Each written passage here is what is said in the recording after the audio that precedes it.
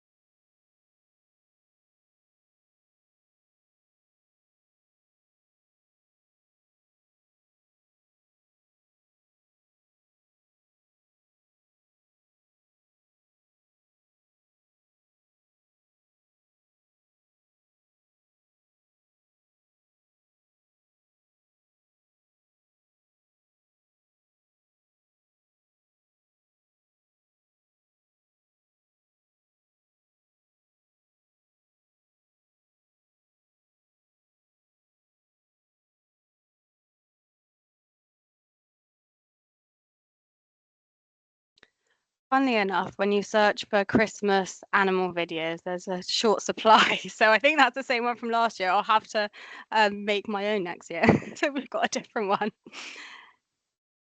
But yeah, welcome everyone to today's Lunch and Learn. It's the first one we've had in a while, but also the last one of the year. So we thought this would be a really good opportunity to celebrate some of the work that's happened across our integrated care system. And yeah, just celebrate some of your achievements. So as usual, we usually share this slide about our sustainability team, but there has been a few changes to this slide, and I'm not just talking about Sam's new hat that he's got on. We've also had the addition of some new team members. So we've got Lou Harling, who's our Green Spaces coordinator, and she'll be developing a green social prescribing programme. And I've also included our other system partners down the bottom here as well. So Primary Care and AWP, because we're working ever more closely with these teams to deliver the ICS Green Plan. And here's some of that joint working in action. So this was us this summer at our Way Day at Grow Wilder, plotting all things sustainable healthcare. Sorry, Megan, I've kind of done you dirty here with that picture. But yeah, enough about us. Sustainable healthcare is impossible without staff across the organisation doing their bit. That's whether you're a nurse, a doctor, a porter, admin staff, even our execs. We need everyone to do their bit. So today's Lunch and Learn is a time to celebrate all of you and the hard work that you've been doing. So I'm going to pass over to Sam, who I hope is here. And he's going to talk through our first exciting announcement that we've got that's only just come out recently. So Sam, are you on the call? I am here. I haven't got the hat on. Next year. But I have got my Christmas adjacent jumper on, so you know, it's getting there. So yeah, this is really exciting news of the year. Is this kind of came out with Glyn Howells, who was our sustainability lead for the system, becoming a managing director for NBT meant there was a space, and luckily we had a representative from the clinical side who was really interested in taking this up. And really pleased that we've now got Sanjoy Shah, who is our joint clinical director for green and sustainable healthcare. This is going to be a real step change in how we work, and particularly how we support all the brilliant work being done by our clinicians to drive projects forward, and actually really embed it in our processes and in our governance, so that we can really make sure we have effective adoption of sustainability in clinical settings. And it will really build on all the really ambitious, innovative and creative aspects that our staff have been coming up with ideas and really trying to get things going. But this is going to really enable us to support that side of it. And he's already showing that leadership. I know he's been at some of the joint leadership meetings the past couple of days and has been banging the drum for sustainability and getting it onto agendas, all sorts of committees, and yeah, already starting to unblock decarbonising across the system. So it's he's already hit the ground running, and I'm really excited to see how this is going to help us going forward. And he's chaired our first Green Plan steering group meeting a couple of weeks ago, and has already got a lot of actions set us to really increase our ambition. So it's kind of end of the year, but really exciting that we're going to go into next year with a kind of higher level of ambition and really supporting all those people who've been working really hard to try and get things done. We're going to try and make it easier. That's great. Thanks, Sam. Hopefully we can invite him to one of these webinars one day as well. Definitely.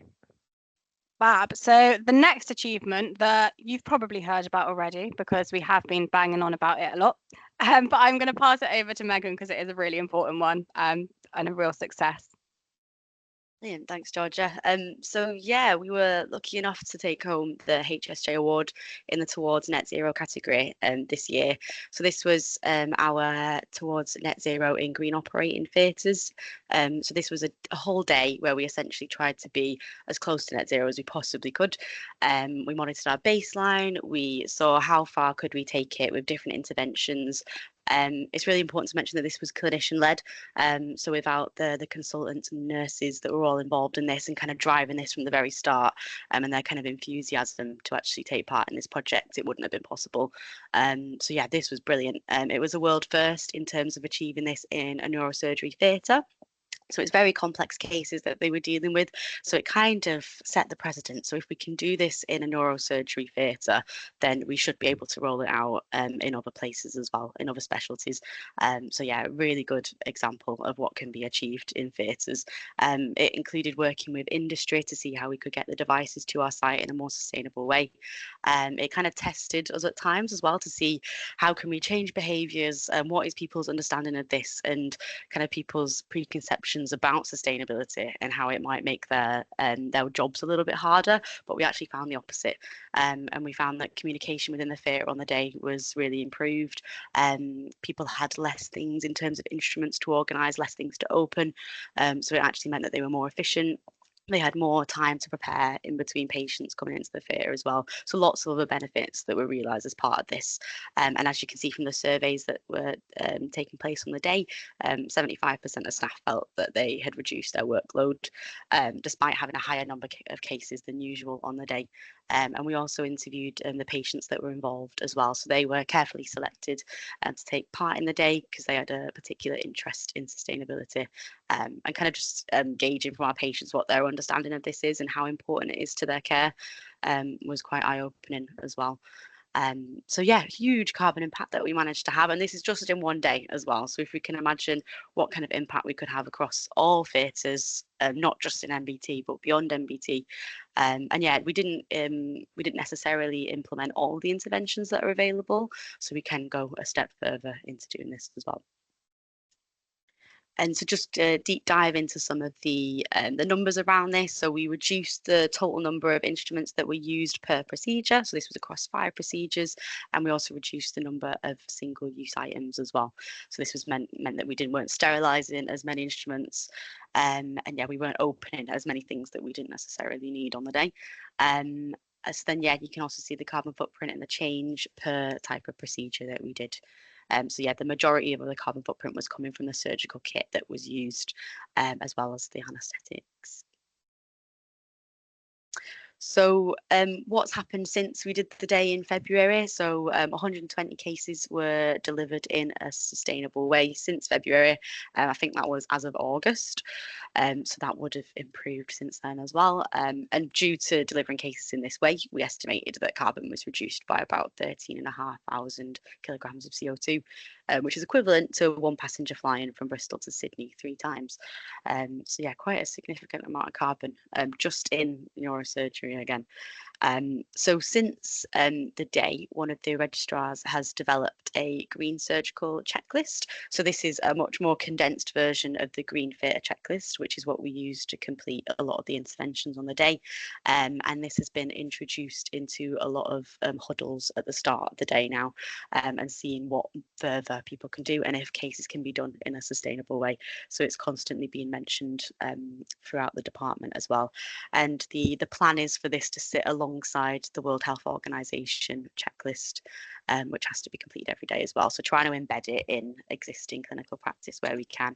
And another thing that we're working on is creating a toolkit so that this method that we've done and the approach that we've taken can be taken to lots of other surgical specialties as well, not just in MBT but beyond. So it should be able to be taken off the shelf, and someone within a theatre should be able to carry out this project. Thanks, Meg. Yeah, winning it is a great way of just getting sustainability in the spotlight and kind of got lots of attention on it at the moment. So that's great. So another really big achievement that has come out of this year, and I know took a lot of blood, sweat and real tears, is the new waste contract. So I'm going to pass over to Joe to chat through this one. Thank you, Georgia. Yes, it was. So as you can see on screen, that was the amount of people that's been involved in this project, which started in 2018. Believe it or not, we've got a grant from the European Commission to do a piece of work around innovation procurement. I got involved myself around 2020, and we finally have managed to get this through the door this year, which is a massive achievement. However, it's also a look into the future and how these two great organizations can work together to achieve sustainable waste management. So what we try to do is align, and what we're trying to do is to align both policy and procedure across both trusts, and we felt that this would be achieved by starting with new waste contracts. Great work have happened since October, to be honest, as we implement this. So just to give you an example, the reusable sharps bins, which I call my baby. I have to believe it or not, because I'm really passionate about not burning plastic. And I know the team at NBT is just the same. It have taken a long time. Whilst we have managed to get the contracts over the line, there is some work still to be done to go through learnings. And I'm really excited about it. But I am also excited about it that we have partners within our ICS that wants to join forces with us on the back of the great work that we've done. I've spent the day, just to give you an example, with SWAST just yesterday, the entire day, and I ended up with the agreement that they would like to go out to tender with ourselves. on the back of this great work that we've done. So, and there's a lot more to come. Thank you. Great. Thanks, Joe. I'm glad that's over for you all as well. Finishing the year with success. So yeah, moving on to some more achievements from other people that we've not been involved in, because it is all about you guys. I think Tony is actually on the call here, so we are going to be talking about you now. But another great achievement comes from MBT's research and development team. So this year, MBT was the first NHS trust to sign the Concordat for the environmental sustainability of research and innovation practice. So this was developed by the UK research and innovation sector. And it represents a shared ambition for the UK to continue delivering cutting edge research, but in a more sustainable way. So this is really important for the NHS because clinical trials actually contribute substantially to greenhouse gas emissions. So with average carbon emissions generated per trial of almost 80 tonnes.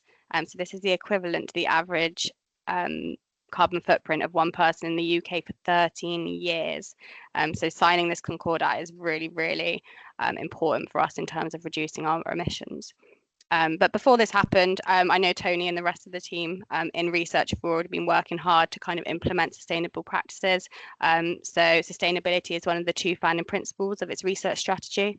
And they've also been doing sustainability impact assessments for all internally funded research grants. So yeah, big shout out to Tony Timlin for this one. You've done loads of work towards this. He's one of our sustainable healthcare advocates. And yeah, great achievements that are happening so far in research. So now for some updates from AWP. So this is one of our system partners, and their energy and sustainability manager, Luke Champion's been working really hard to implement changes and share them with us as well. So far they've installed a new cycle shelter in Swindon, also complete with 4 sockets for electric bike charging, which is quite exciting and something that I'm sure a lot of us wish we had as well at our trusts. He's got 2 solar projects starting soon at Riverside Speedwell, and he's starting work soon at Fountain Way for a new substation. So lots of great work going on at AWP. So over the next few slides, I'm going to shine a light on some internal and national awards that have been picked up by staff across the ICS. So I'm going to kick off with the MBT I Respect My Environment Staff Award winners. So the Stoma team at MBT won this award, and this is for their work they're doing to reduce stoma product wastage. So stoma product wastage is a huge issue because it's essentially prescribed as personal items. So if it's made for a specific person, it can't then be reused if that person no longer needs the item or sadly passes away. So this team have linked up with overseas charities, and they take this equipment to places that don't have the capacity to create this or don't have the economy to fund it, but have people that are really in desperate need of this medical equipment. And this is equipment that if not, it would have gone to landfill in the UK. So it's a really great project. Big congratulations to the team that won it, and hopefully something that we can see transferred over to other organisations as well. I'd also just like to shout out the other shortlisted nominees, which you'll see these names do pop up multiple times throughout this, which just shows kind of how big a presence they've got within the trust when it comes to sustainable healthcare. So Tony Timlin, who's leading on our research and development greener research area. Martina, who I know is also on the call. So Martina's been doing really great work within the pharmacy team on medicine reuse and redistribution, as well as reducing single-use plastics. And then also, of course, our green operating team as well. So yeah, these 3 names do pop up again and again. But you guys do deserve the recognition. So well done. And again, these names will pop up again. But some national recognition that we've had. So we've had an Excellent in Waste Management Bronze Award for the category of Best Reduction of Single-Use Items. And this was won by a team that were working in MBT's ED, and they were doing a project on reducing unnecessary cannulation. So this is where there's quite a lot of points in a patient journey where a cannula will be inserted just in case they might need it, but they're not needed and aren't actually used. So the work that they did through kind of education and awareness demonstrated a sustained 62% reduction in proportion of unused cannulas, which is really great. And then Martina, again, winning an award. She has just recently won, and the rest of the pharmacy team, of course, that were involved, the Sustainability Partnership Award for Sustainability Hero. And again, this is for the work that they've been doing with reducing reused medicine, reducing waste in medicines and being able to redistribute those across the wards. We've also had a couple of teams that were actually recognised this week at the Greener Surgeries Conference. I know the MBT Gloves Off campaign, and again the Net Zero Operating Day as well. So it was really great to hear these projects being spoken about and being rewarded. And it's just really great to see our staff nationally recognised for the work they do. So we really hope that next year we can have even more of our workforce in the running for these awards. Nominate yourself, we can nominate you. We're always really happy to shout about the work that's going on. And yeah, it's just great motivation to keep on doing what you're doing. So on to celebrating more of our people. So we did have two networks. We had our environmental awareness reps, our ears, and our UHBW Sustainable Healthcare Advocates. That was becoming quite a mouthful for me to say every time I introduced them and to send over email. And that, along with the fact that we're obviously working more and more closely together, has meant that we've actually merged the two networks into one big sustainability community. And we're naming these our Sustainable Healthcare Advocates. So yeah, we've got 58 at UHBW, 61 at MBT. That's 119 altogether, which is pretty good to be fair, but let's double it by next year. Over the next few slides, I'm just going to have a quick look into what they've been up to on the ground and hopefully inspire you to act in your areas as well. So what have they been up to?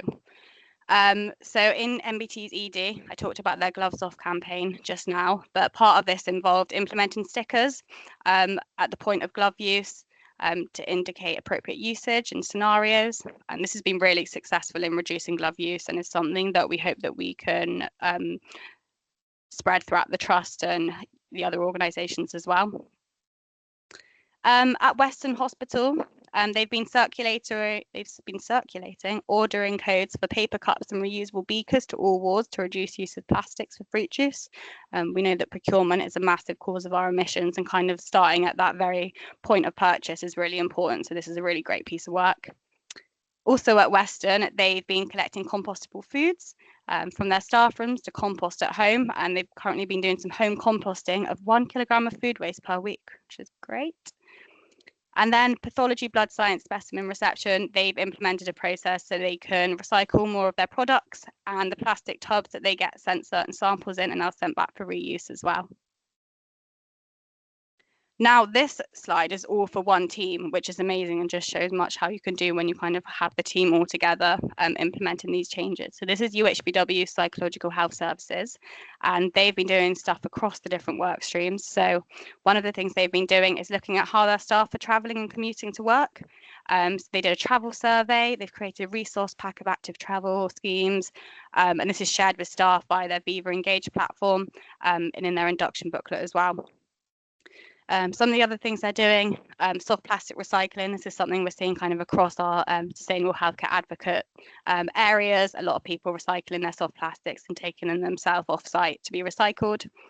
And then this team are also doing a lot in terms of catering and towards a more plant-based kind of system. So they're planning a social event where they'll be somewhere vegan and sharing plant-based recipes as well. And then this really interesting one that I thought was pretty cool is that they're speaking with colleagues to think about how they can support the Plants First initiative.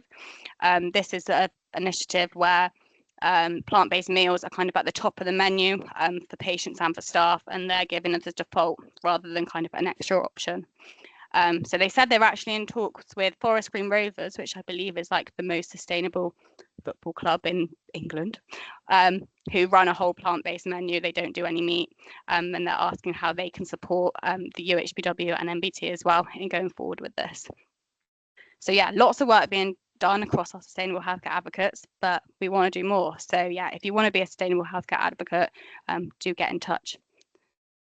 And then just to round up over the next couple of slides, a couple of bits to do with engagement this year. So over 70 people attended the Sustainable Healthcare Showcase. This is the first one we've ever done. We're hoping to bring it back even bigger and better next year. 45 people attended our annual allotment gala, including Ingrid Barker. Over 2,250 miles were travelled on MBT electric loan bikes by our staff. 12 pumpkins were carved. 35 wreaths were created, and 29 sustainability impact assessments were completed at MBT alone. So that's a rundown of a lot of projects that have been going on this year, a lot of successes and a lot of exciting stuff to come. Just a couple more things that are coming up in 2025. I'm sure that everyone has a long list of to-dos for next year, so I've just picked out a few. But NBT will be represented on the Bristol One City Transport Board. We'll be exploring how we can use social value from our procurements to drive sustainability projects. As I mentioned before, Lou, our new Green Spaces coordinator, will be developing a green social prescribing programme, and we'll be implementing our sustainability audits. So we want to come and visit you and help you give improvements and pointers on how you can be more sustainable. But the real question is, what will you be doing? So I hope you kind of looked at this so far and seen all these achievements, and it's inspired you to think about what you could be doing next year. I'm excited to hear what you get up to, and hopefully this time next year we'll be including your work in this presentation. So yeah, again, thanks to all the great work you keep doing. Keep telling us about it because we want to keep shouting about it. I know a lot of people do this outside of your day job. It's an extra bit of work, but it is really important, and you really are kind of driving these projects. So as always, you can email us. Subscribe to our newsletter and enter the Nature and Wellbeing competition.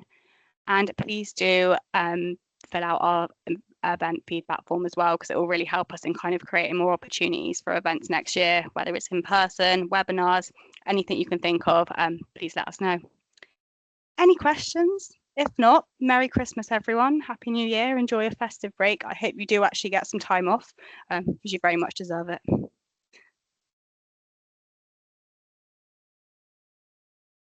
Bye-bye. Merry Christmas, guys. Merry Christmas, Martina. Bye-bye.